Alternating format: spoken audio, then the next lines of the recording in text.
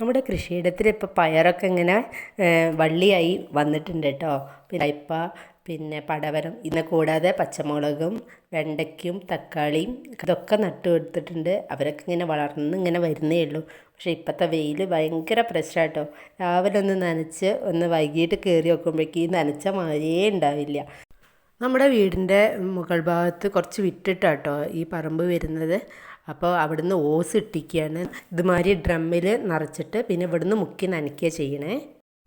കഴിഞ്ഞ പ്രാവശ്യം ഈ കുരുമുളക് വള്ളിയിലൊക്കെ നിറയെ കായ ഉണ്ടായിരുന്നു. ഇപ്രാവശ്യം നല്ല കുറവാണ് കേട്ടോ. കുറച്ചൊക്കെ വീണ് പോയിട്ടുണ്ട്. ഇപ്പോൾ കുറച്ചൊക്കെ ഉള്ളൂ. ഇനി അത് പറിച്ചെടുക്കണം നമുക്ക്. പറമ്പിൽ ഇനി കുറച്ചും കൂടി പുല്ലൊക്കെ പറിച്ച് നേരെയാക്കാണ്ട്. നമ്മുടെ കോവയ്ക്കൊക്കെ എപ്പോഴും കുറച്ചൊക്കെ ഉണ്ടാവുന്നുണ്ട് കേട്ടോ. ഇതാണ് പറമ്പ്. പിന്നെ ഇപ്പം ഒരു ഉഷാറില്ലാതെ നിൽക്കുകയാണ്. ഇനി നന്നായിട്ട് ഒരു മഴയൊക്കെ പെയ്താലും ഇനിയിപ്പോൾ ഇതൊക്കെ ഉഷാറാവുള്ളൂ. കുറച്ചൊക്കെ മാവ് പൂത്തിട്ടുണ്ടായിരുന്നു. കുറേയൊക്കെ കരിഞ്ഞും പോയി കൊഴിഞ്ഞും പോയിട്ടോ. കുറച്ചൊക്കെ പിടിച്ചിട്ടുണ്ട്. ഈ പേര നല്ല സോഫ്റ്റുള്ള പേര അന്ന് കാണിച്ചു തന്നിട്ടുണ്ടായിരുന്നില്ലേ, അതൊക്കെ ഇപ്പോൾ കുറച്ച് കുറച്ച് ഉണ്ടായി വരുന്നിട്ടുണ്ട് കേട്ടോ. നല്ല വലുപ്പം, അതിൻ്റെ ഉള്ളിൽ നല്ല സോഫ്റ്റും ഉള്ള പേരയാട്ടോ ഇത്. അവസാനത്തെ ഒരു റെഡ് ലൈറ്റ് ഉണ്ടായിരുന്നു. അത് കുത്തി താഴത്തേക്ക് ഇട്ടപ്പോഴേക്കും അത് ഫുള്ളും കേട് വന്നുപോയി. നല്ല റെഡ് കളറിൽ കണ്ടില്ലേ. ഇനിയിപ്പോൾ അത് നമുക്ക് കോഴിക്ക് കൊടുക്കാനേ പറ്റുള്ളൂ, ഉപയോഗിക്കാൻ പറ്റില്ല. അപ്പം നമുക്ക് ഇനി താഴത്തേക്ക് ഇറങ്ങാം കേട്ടോ. താഴത്തേക്ക് ഇറങ്ങുമ്പോഴാട്ടോ നമ്മുടെ ഈ മാവ് കണ്ടത്. അതിൻ്റെ ഈ സൈഡിൽ കുറച്ചൊക്കെ നല്ല പിടിച്ചിട്ടുണ്ട് മാങ്ങ. അപ്പോൾ ഇത് കണ്ടില്ലേ, ഇത്രയും ദൂരമുണ്ട് നമ്മളെ വീട്ടിലേക്കുള്ള വഴി. അപ്പോൾ ഈ ഓസ് ഇത് കൂടെയാണ് കൊണ്ടുപോകണത് കേട്ടോ നമ്മൾ.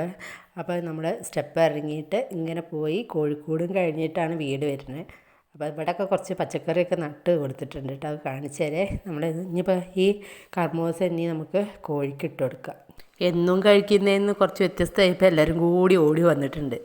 ഇവരുള്ളതുകൊണ്ട് പിന്നെ വേസ്റ്റൊന്നും ഉണ്ടാവില്ല. അവരത് കഴിക്കട്ടെ. അപ്പോൾ കണ്ടില്ലേ, ഇങ്ങനെയാണ് പോണത് കേട്ടോ. നമ്മുടെ പച്ച ഓസും നീല ഓസും കൂടിയാണ് കൂട്ടി കൊടുത്തതിന്. അപ്പോൾ ഇവിടെ കൊണ്ട് കണക്ട് ചെയ്ത്, അപ്പോൾ ഇത് അങ്ങോട്ടും ഇങ്ങോട്ടും ആക്കിയിട്ടുണ്ടെങ്കിൽ ടാങ്കിലേക്കും പിന്നെ പറമ്പിലേക്കും മാറുന്ന രീതിയിലാണ് കൊടുത്തത് കേട്ടോ. അപ്പോൾ ഈ കുരുമുളക് ഇത് നമ്മുടെ കുറ്റിക്കുരുമുളകാണ്. നമ്മൾ ചട്ടിയിലാണ് വളർത്തിയത് കേട്ടോ. അത് നിറയെ ഉണ്ട്. പിന്നെ ഇവിടെയൊക്കെ ഈ ഗുണ്ടുമുളകും സാധാ പച്ചമുളകൊക്കെ നട്ടു കൊടുത്തിട്ടുണ്ട്. അതിൻ്റെ അപ്പുറത്താണ് നമ്മൾ വഴുതനയും പച്ചമുളകും ഒക്കെ നട്ടു കൊടുത്തത്. അവിടെ നല്ല വെയിലുള്ളതുകൊണ്ട് നന്നായിട്ടുണ്ടായിട്ടുണ്ട് കേട്ടോ. അപ്പോൾ ആ ഭാഗത്തേക്കൊന്ന് പോവാം. ഇത് നമ്മുടെ മുന്തിരിപ്പേരയാണ്. പിന്നെ അതിലേക്കിപ്പോൾ പൂവ് ഇട്ടിട്ടുണ്ട്. കായ ഇനി പിടിക്കണ ആ പരുവത്തിലേക്ക് ആയി വരുന്നുണ്ട്. പിന്നെ ഇത് സീഡ്ലെസ് ചാമ്പയ്ക്കയാണ് കേട്ടോ. നമ്മുടെ പിങ്ക് കളറിൽ പിങ്കും റെഡും കൂടി കലർന്ന ചാമ്പയ്ക്കാണിത്. ഇത് ഞാൻ പറഞ്ഞത് ഗുണ്ടുമുളക് നിറയെ പിടിച്ചിട്ടുണ്ട് കേട്ടോ കായ. അപ്പോൾ ഇവിടെയൊക്കെ നല്ല വെയിലാണ്. അപ്പോൾ വെയിലുണ്ടെങ്കിലും നമ്മൾ ആവശ്യത്തിന് വളമൊക്കെ കൊടുത്ത് നന്നായിട്ടുണ്ടാവും. ഈ ഭാഗത്ത് കുറച്ച് വഴുതനയും നമ്മൾ നട്ടു കൊടുത്തിട്ടുണ്ട്. ഇതൊക്കെ ഗ്രോ ബാഗിലാട്ടോ കൊടുത്തത്. അപ്പം നല്ല വെള്ളം നല്ലോണം നിന്നോളും. ഈ നിലത്ത് കുഴിച്ചിട്ടുണ്ടെങ്കിൽ അത്ര ഉഷാറുണ്ടാവണില്ല. ഗ്രോ ബാഗിൽ കുഴിച്ചിടുമ്പോഴാണ് പിന്നെയും ഉഷാറുണ്ടാവുന്നത്. അപ്പോൾ നമ്മുടെ ഇവിടെ പച്ചമുളക്, വഴുതന, ഇത് നമ്മുടെ കുറച്ച് തക്കാളി തൈ ഒന്നും നട്ടോ അത്രയും ഉണ്ടായിട്ടുള്ളത്.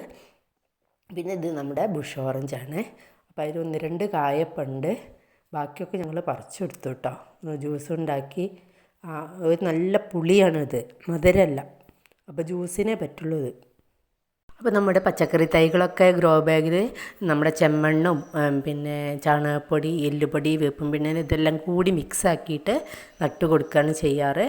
പിന്നെ ഇടയ്ക്ക് നമ്മൾ എന്തെങ്കിലും സ്ലറിയൊക്കെ ഉണ്ടെങ്കിൽ നല്ല പിന്നെ ഒന്നുകൂടി ഡൈലൂട്ടൊക്കെ ചെയ്തിട്ട് ഒഴിച്ചു കൊടുക്കും ഇടയ്ക്ക് കേട്ടോ.